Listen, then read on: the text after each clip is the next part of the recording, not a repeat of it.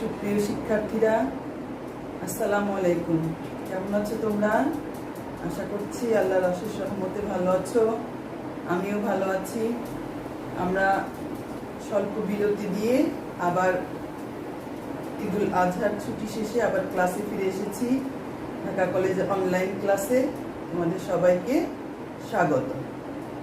আজকে আমি পড়াবো ডেমোগ্রাফির থার্ড ইয়ারের এবং ফোর্থ ইয়ারের ডেমোগ্রাফির লাইফ টেবল। আজকে তোমাদের যে ক্লাসটা হবে এটা হচ্ছে লাইফ টেবল, বাংলায় যেটাকে বলে জীবন সারণী। তাহলে এটা তোমাদের কাছে নতুন একটা টপিকস। তাহলে চলো আমরা দেখি সংজ্ঞায় কি বলছে, সংজ্ঞা অনুযায়ী আমরা এটাকে বোঝার চেষ্টা করব। কি বলেছে? এ life table is a life story of A hypothetical group of people. Group of people লিখতে পারি আমরা, people, group of people, hypothetical group of people which originates। আচ্ছা, আমি এটা একটু সুন্দর করে লিখে ফেলি, যেহেতু এটা আমরা পিপলটা আগে লিখে ফেলে group of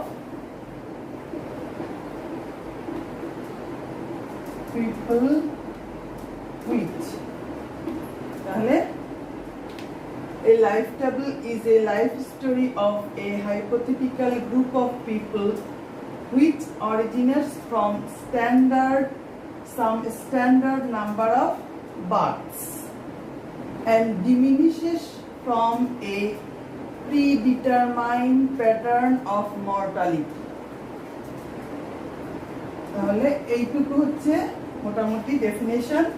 The process continues until all have died।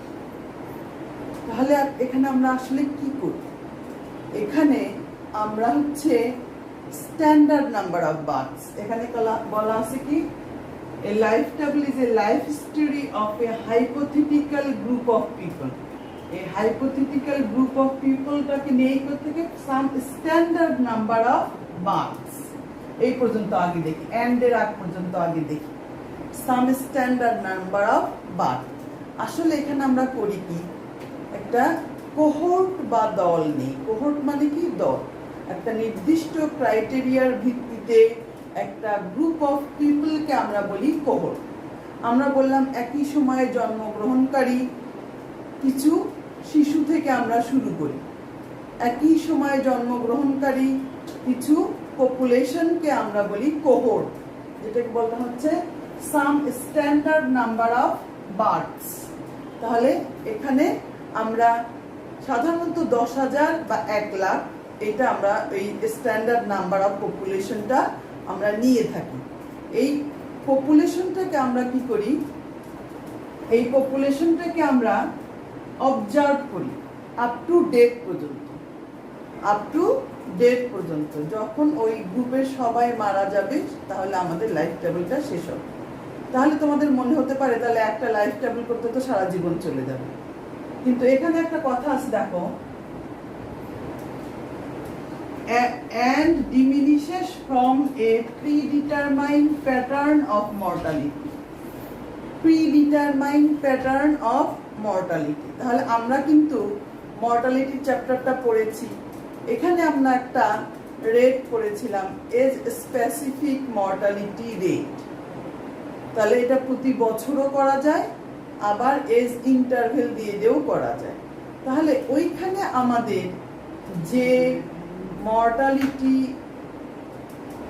রেটটা আছে, যে মর্টালিটি হয়, এজ টু এজ যে মর্টালিটি হয়, সেইটা আমরা এখানে অ্যাপ্লাই করব। তাহলে আমরা কি করব? আমরা একটা গ্রুপ অফ পিপল নিব, 10,000 বা 1 লাখ। সেই 10,000 বা 1 লাখ পিপলকে, মনে করো আমি 0 এজের 1 লাখ পিপল নিলাম। তাহলে 1 বছর বয়স পর্যন্ত এসে কতজন মারা যাবে? তাহলে আমাদের যে ওখানে আমরা ইনফ্যান্ট ডেথ রেট করেছি, যে 0 থেকে 1 বছরের মধ্যে যে শিশু মৃত্যুর হার, সেটাকে বলা হয় ইনফ্যান্ট ডেথ রেট বা ইনফ্যান্ট মর্টালিটি রেট।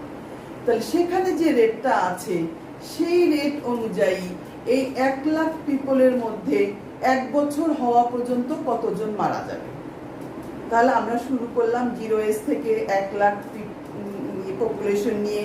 সেখানে আমাদের যে pre determined pattern of mortality আছে, আমাদের যে এজ স্পেসিফিক মর্টালিটি আছে ওই এজে 1 বছরের আগ পর্যন্ত, তাহলে আমরা করব কি সেই মর্টালিটি অনুযায়ী আমার এই 1 বছরের আগ পর্যন্ত কতজন মারা যাবে, তাহলে ততজন কমে যাবে। এই যে ডিমিনিশেস, তাহলে এখান থেকে কমতে থাকবে from a predetermined pattern of mortality. পূর্ব নির্ধারিত যে আমাদের নির্ধারণ করা প্রিডিটারমাইন্ড, তাহলে আগে যে মর্টালিটি রেটটা যেটা আমাদের এই সমাজে আছে বর্তমানে এজ স্পেসিফিক মর্টালিটি রেট, সেই এজ স্পেসিফিক মর্টালিটি রেট অনুযায়ী সেই এজে যে পপুলেশন আছে তাহলে তার মধ্যে কতজন মারা যেতে পারে সেটা আমরা আস্তে আস্তে বাদ দিব।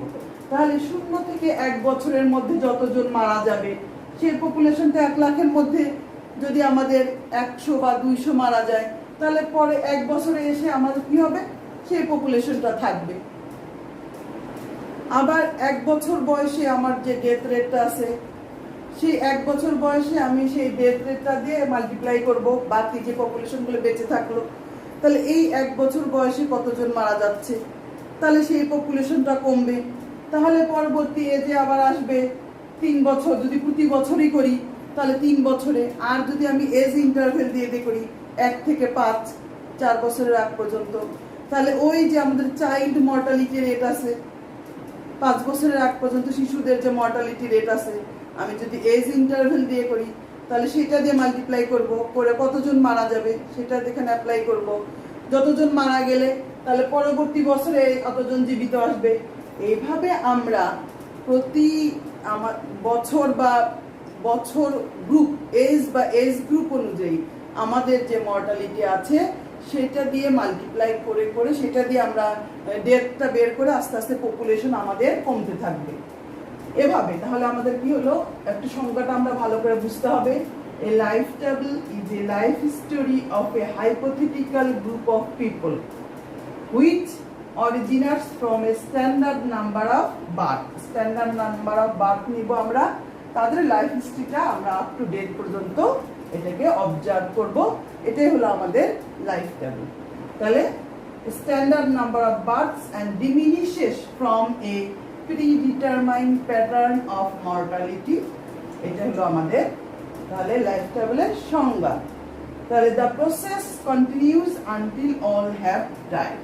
তাহলে আমাদের এই টেবিলটা কন্টিনিউ করব আমরা যতক্ষণ পর্যন্ত আমাদের এখানে কোনো লাইভ পারসন থাকবে, জীবিত লোক থাকবে, ততক্ষণ পর্যন্ত আমরা এটাকে কন্টিনিউ করব। তাহলে এটাই হলো মেইনলি লাইফ টেবিলের সংজ্ঞা। আমরা একটা স্ট্যান্ডার্ড নাম্বার অফ বার্থ নিব, যাদেরকে আমরা বলবো কোহর্ট বা দল, একই সময়ে জন্মগ্রহণকারী কিছু পিপল থেকে শুরু করব। সেটাকে আমরা যে predetermined as a specific mortality rate আছে সেটা অ্যাপ্লাই করে প্রতি এজ বা এজ গ্রুপে কতজন মারা যায় সে অনুযায়ী আমাদের পিপল কমবে। কমতে কমতে আমাদের এই টেবিলটা কন্টিনিউ করা হবে, যখন সবাই মারা যাবে ওই এজে ওই আমাদের এই সেই মর্টালিটি রেট অনুযায়ী, তারপর আমাদের টেবিলটা শেষ হয়ে যাবে। এটাই হলো আমাদের লাইফ টেবিলের সংজ্ঞা। এখন এর কতগুলো অ্যাজাম্পশন আছে। অ্যাজাম্পশন কি, এখানে আমি সংক্ষেপে লিখেছি ক্লোজ এগেইনস্ট দ্য মাইগ্রেশন। আমরা যে 1 লাখ পিপল নিব এর মধ্যে কোনো পপুলেশন আর নতুন করে ঢুকতে পারবে না, এখান থেকে পপুলেশন বের হতে পারবে না। মাইগ্রেশন মানে স্থানান্তর। এখান থেকে ক্লোজ এগেইনস্ট মাইগ্রেশন, এখান থেকে কোনো পপুলেশন বের হতে পারবে না, কোনো পপুলেশন অ্যাডও হতে পারবে না। শুধু ডেথের মাধ্যমে পপুলেশন কমতে থাকবে, শুধু ডেথের মাধ্যমে পপুলেশন কমতে থাকবে। আর স্ট্যান্ডার্ড নাম্বার অফ বার্থস, যেটা আমরা সংজ্ঞায় বলেছি। তাহলে স্ট্যান্ডার্ড নাম্বার অফ বার্থস আমি একটু মুছে ফেলি। এখানে স্ট্যান্ডার্ড নাম্বার অফ বার্থস বলতে আমরা সাধারণত এটাকে 10,000 বা 1 লাখ দিয়ে শুরু করি। এইটার আবার একটা নাম আছে, এটাকে বলা হয়, এই যে আমরা ইনিশিয়ালি 10,000 বা 1 লাখ দিয়ে শুরু করলাম, এটাকে বলা হয় radix of the life table.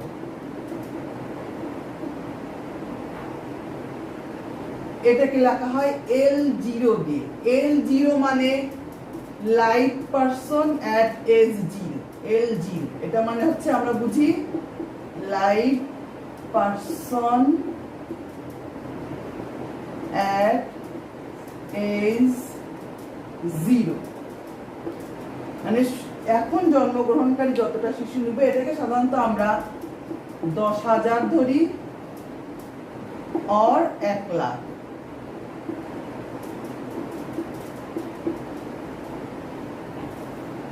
তাহলে যে স্ট্যান্ডার্ড নাম্বার অফ বার্থস যেটা সংজ্ঞার মধ্যে পড়লাম, যেটাকে আমরা বলি একটা কোহর্ট বা দল, একই সময়ে জন্মগ্রহণকারী কিছু শিশুকে ডেথ আপ টু একদম ডেথ পর্যন্ত আমরা অবজার্ভ করব।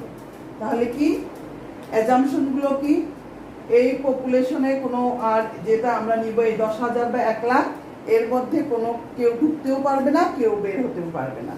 আর স্ট্যান্ডার্ড নাম্বার অফ বার্থস নিয়ে এটা শুরু করতে হবে, যেটাকে বলে এটাকে বলে স্ট্যান্ডার্ড নাম্বার অফ বার্থকে আমরা এই লাইফ টেবিলের ভাষা বলা হয় radix of the life table.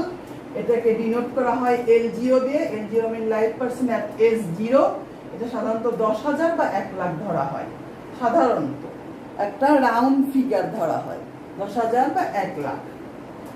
আর একটা কি প্রিডিটারমাইন্ড প্যাটার্ন অফ মর্টালিটি, যেখানে আমাদের যে পূর্ব নির্ধারিত এজ স্পেসিফিক মর্টালিটি রেট আছে, এটাগুলো আমি সংক্ষেপে পয়েন্টগুলো লিখেছি। প্রিডিটারমাইন্ড প্যাটার্ন অফ মর্টালিটি আছে, এর উপর ভিত্তি করে আমাদের ডেথগুলো হবে এবং পপুলেশন কমবে। আর কি ডেথ আর ইউনিফর্মলি ডিস্ট্রিবিউটেড, কোনো একটা নির্দিষ্ট গ্রুপের উপর বেশি বা কম এটা না, ডেথটা কি ইউনিফর্মলি ডিস্ট্রিবিউটেড। তাহলে এখন আমরা দেখি এজ ইন্টারভেলের উপর ভিত্তি করে লাইফ টেবল 2 প্রকার। According to age interval life table হচ্ছে 2 প্রকার।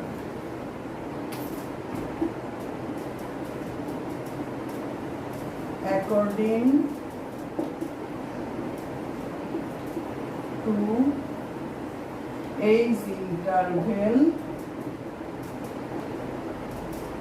লাইফ টেবল হচ্ছে 2 রকম। 1 নাম্বার হচ্ছে কমপ্লিট লাইফ টেবল,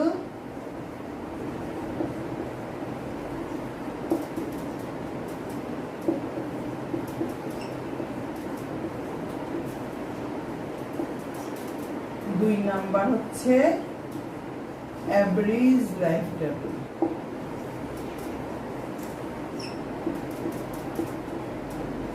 তাহলে according to age interval life table 2 রকম। আমরা কি বললাম? Complete life table, average life table.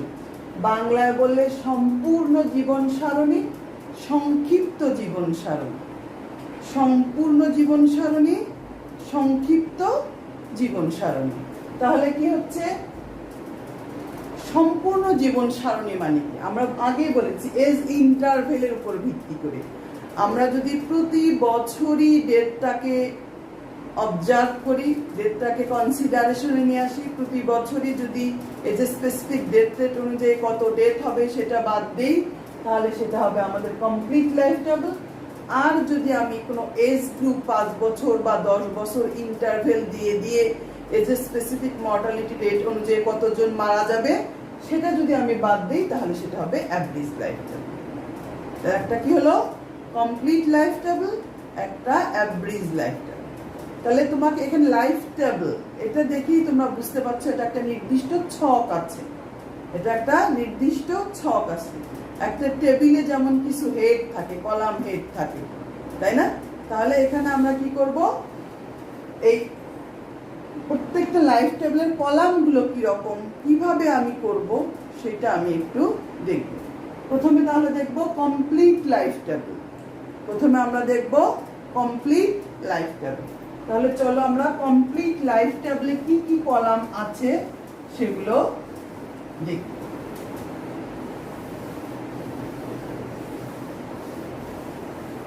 তাহলে আমরা দেখব columns of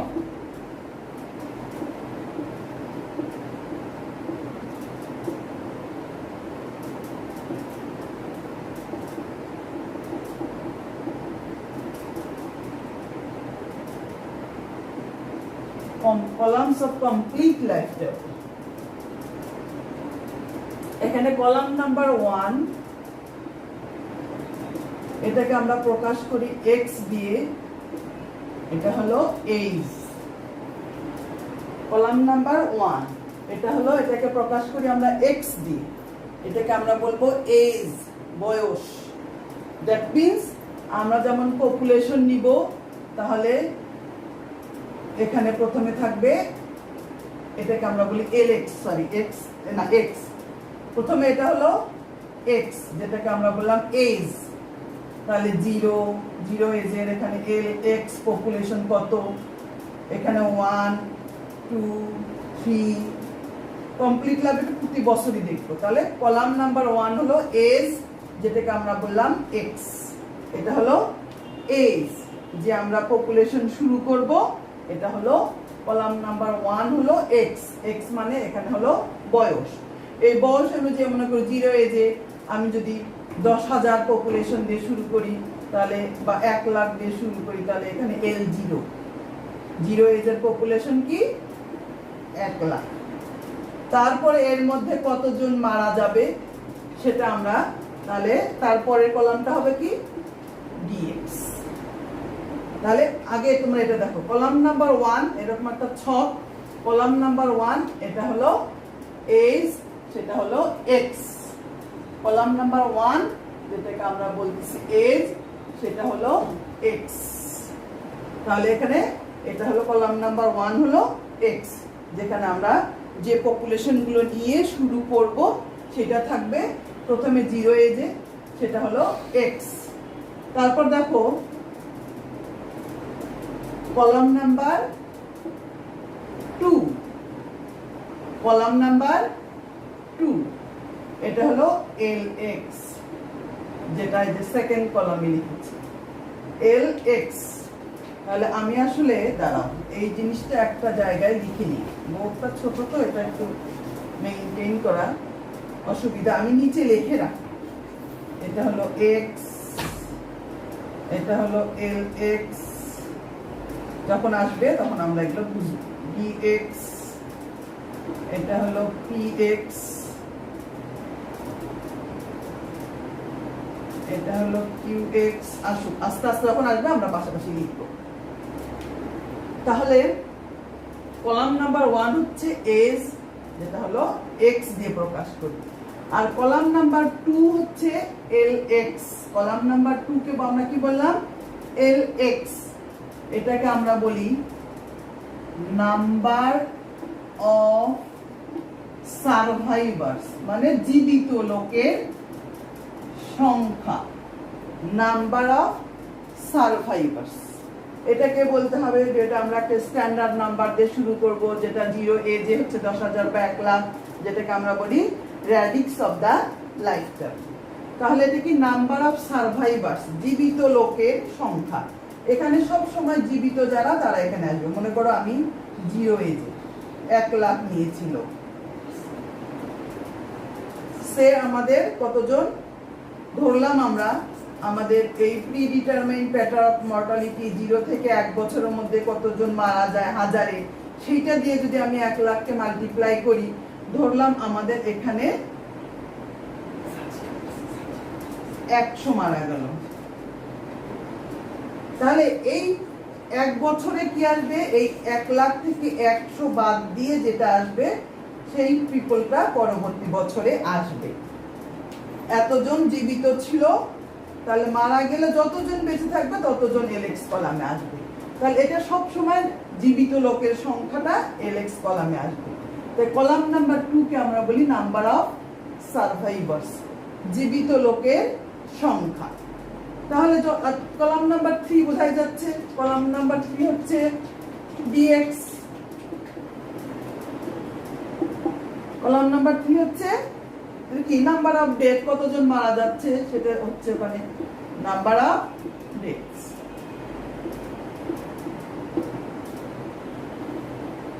তাহলে কলাম নাম্বার 3 হচ্ছে নাম্বার অফ ডেথস। তারপর দেখো কলাম নাম্বার 4 এ আমি কি লিখেছি px। px মানে হচ্ছে probability of surviving, probability of surviving, বেঁচে থাকার সম্ভাবনা, প্রবাবিলিটি অফ সারভাইভিং, তাহলে এটা কি বেঁচে থাকার সম্ভাবনা।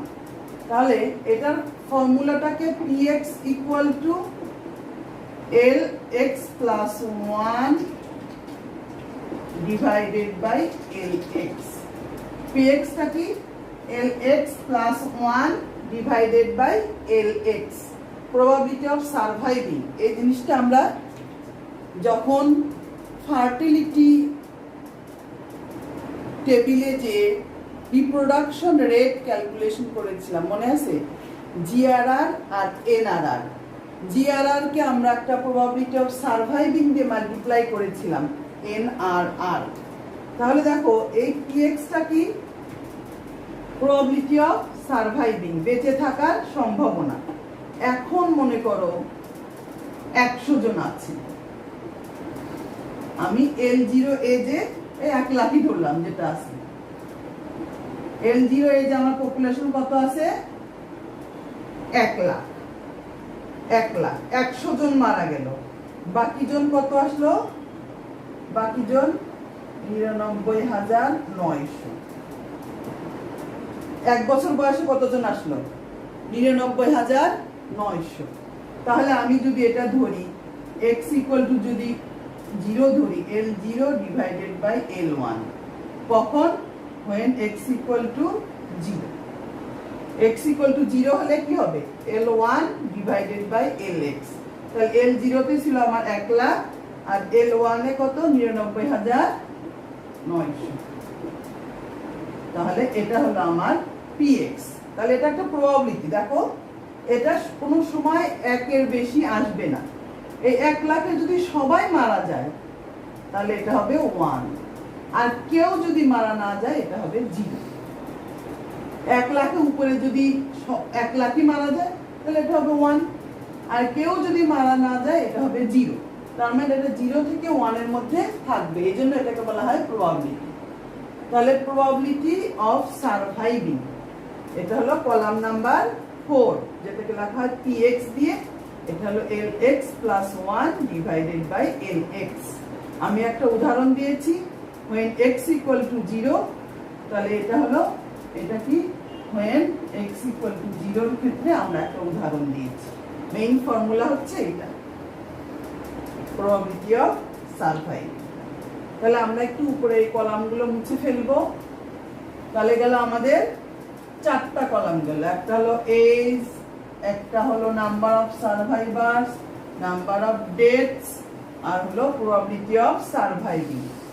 তাহলে পরবর্তী কলামটা কি qx, পরবর্তী কলাম নাম্বার 1 2 3 4 5, কলাম নাম্বার 5 হচ্ছে qx, সরি এটা হলো সাফিক্স qx, এটা probability of dying, probability of dying, probability of dying তার মানে কি মারা যাওয়ার সম্ভাবনা, প্রবাবিলিটি অফ ডাইং মানে মারা যাওয়ার সম্ভাবনা। তাহলে এটা কি, এটার ফর্মুলা কি, এটার ফর্মুলা হচ্ছে qx equal to dx divided by lx। 100 জন মারা গেছে কত জনের মধ্যে, 100 ডিভাইডেড বাই এত, এটাই হলো dx। তাহলে dx মানে কি, এই dx মানে কি দেখো, এটাকে যদি lx ধরি, এটাকে যদি lx প্লাস 1 ধরি, এটা হলো L0, এটা হলো L1, তার মানে lx minus lx plus 1 divided by lx। যদি 0 এই যে ধরি তাহলে দেখো আমাদের dx কিভাবে আসছিল, d0 কিভাবে আসছিল, L0 minus L1 divided by L0, তাই না, যখন x ইকুয়াল টু কি 0। আর এটা মানে কি 1 মাইনাস lx প্লাস 1 ভাগ lx, মানে কি 1 মাইনাস px। তাহলে qx মানে কি 1 মাইনাস px, যেহেতু এটা প্রবাবিলিটি, p আর q যোগ করলেই টোটাল হবে, p আর q দুটার প্রবাবিলিটি যোগ করলেই 1 হবে। তাহলে qx মানে কি dx ভাগ lx, dx মানে lx minus lx plus 1 divided by lx, lx lx ভাগ করলে 1 minus lx plus 1 ভাগ lx, তাহলে 1 minus px। এখানে একটা উদাহরণ দিয়েছি, L0 a যে x equal to যদি 0 হয় তাহলে কি হবে এটা, তাহলে L0 মানে কি আমাদের 1 লাখ,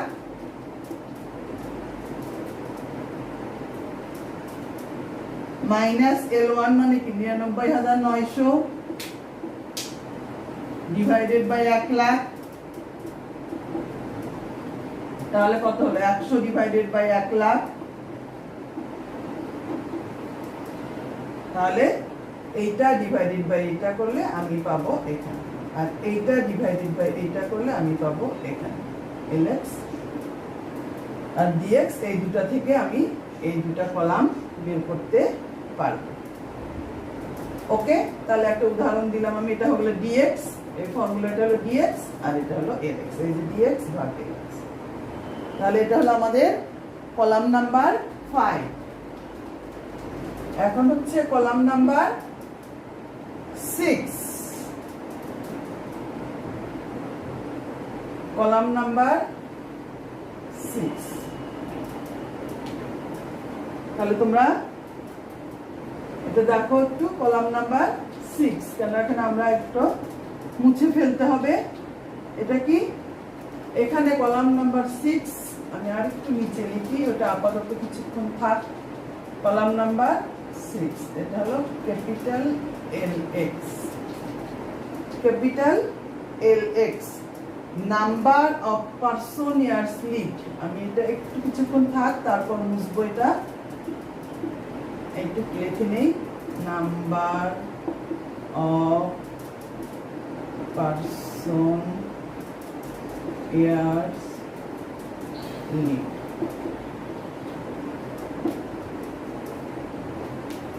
মোট কথা হচ্ছে আমাদের LX, এই LX, কেউ এই বছরের মাঝামাঝি মারা যাচ্ছে, কেউ এই বছরের মাঝামাঝি মারা যাচ্ছে। তাহলে দুটো যে LX আছে, এই দুটো LX কলামকে অ্যাভারেজ করেই এটা আমরা পাবো ক্যাপিটাল LX।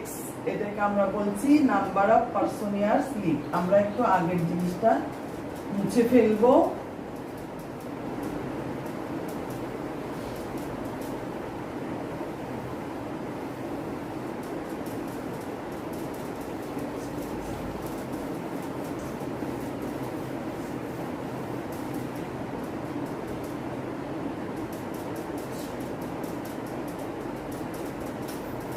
ক্যাপিটাল LX, এই জিনিসটা এখানে লিখছি।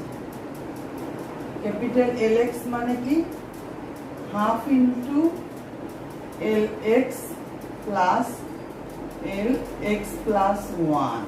এই প্লাসটা L এর সঙ্গে, এটা হলো সাফিক্সের সঙ্গে, তাহলে half into LX plus LX plus 1।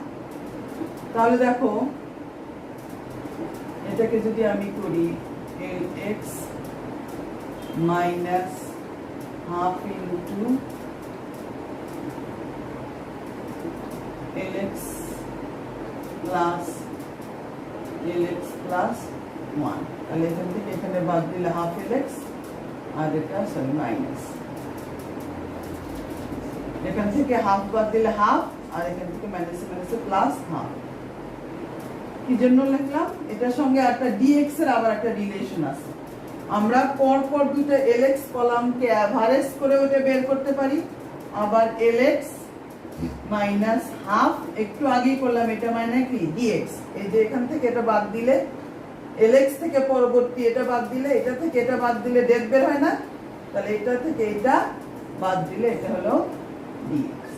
আমরা যখন ক্যালকুলেশন করব তখন আমি এই পরপর দুইটাকে অ্যাভারেজ করেও বের করতে পারি, আবার LX মাইনাস হাফ dx করেও বের করতে পারি। তাহলে দুটো রিলেশনশিপ, একটা হলো LX ইকুয়াল টু এইটা, এই ফর্মুলা দিয়েও করতে পারি, আবার LX ইকুয়াল টু এই ফর্মুলা দিয়েও আমরা করতে পারি। তাহলে এটা গেল আমাদের কলাম নাম্বার 6, এটা গেল আমাদের কলাম নাম্বার 6। তারপর হলো কলাম নাম্বার 7। Column number 7। এটা হলো একটু বুঝতে হবে। আচ্ছা, এখানে আমরা কলামগুলো পরপর লিখে ফেলি। এখানে যেটা লিখেছি কিউএক্স এর পরে গেল আমাদের ক্যাপিটাল এলএক্স, ক্যাপিটাল এলএক্স এর পরে এটা হলো আমাদের কলাম নাম্বার 7 হবে এমএক্স। এটা হলো central death rate, central death rate. তাহলে নাম্বার অফ কলাম নাম্বার 7 হলো আমাদের সেন্ট্রাল ডেট রেট। এটা হলো আমাদের mx ইকুয়াল টু dx ভাগ capital Lx। mx equal to dx ভাগ ক্যাপিটাল Lx। তাহলে আমরা এটা লিখতে পারি dx মানে কি, আরেকটা relation Lx minus Lx plus 1 divided by capital Lx। এটা আমরা লিখতে পারি।